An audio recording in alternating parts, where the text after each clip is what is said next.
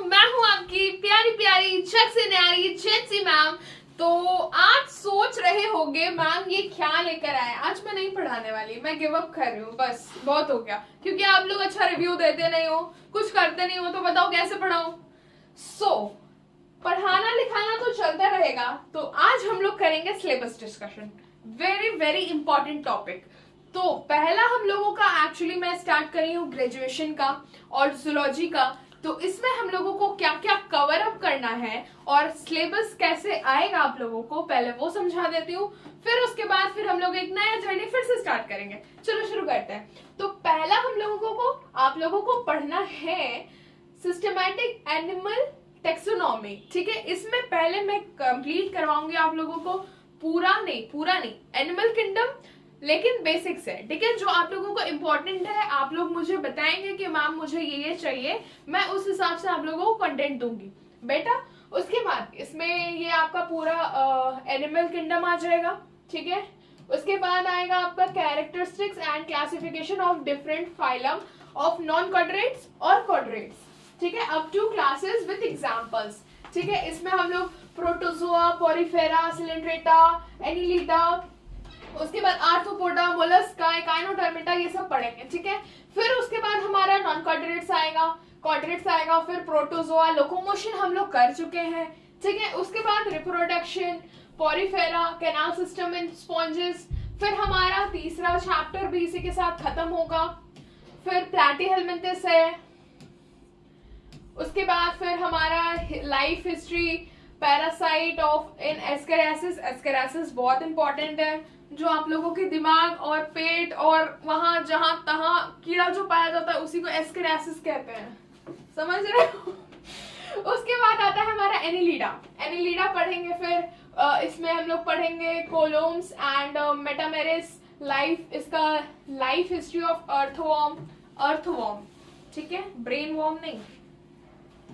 उसके बाद आर्थ्रोपोडा में हम लोग पढ़ेंगे रेस्पिरेशन इन प्रॉन्स मतलब पता होगा शायद आप लोगों को। उसके बाद हमारा आता है मोलस्का में भी इतना सारा टॉपिक्स है। फिर एकाइनोडर्मेटा आता है।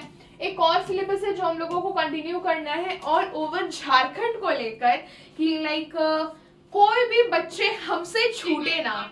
ठीक है, तो इसमें आ जाएगा हमारा बेसिकली 5 किंगडम क्लासिफिकेशन। ठीक है, लाइफ एंड ओरिजिन्स हम लोग इसके बारे में भी पढ़ लेंगे।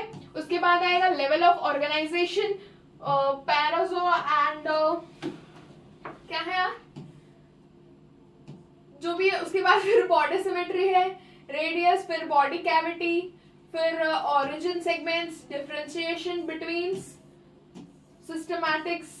अरे एक और है, ये देखो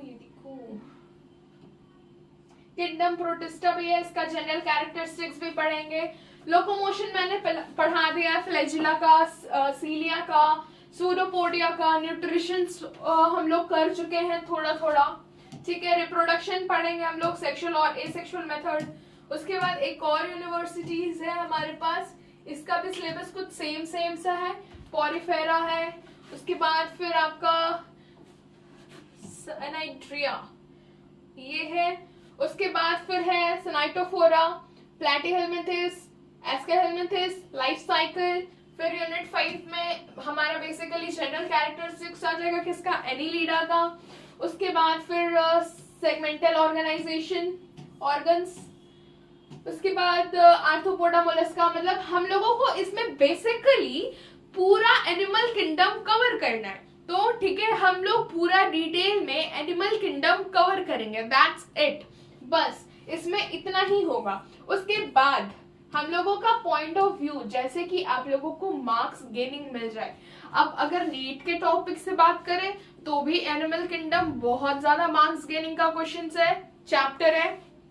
और अगर हम लोग ग्रेजुएशन का बात करें तो इसमें भी बहुत ज्यादा ये मार्क्स कंटेन करता है।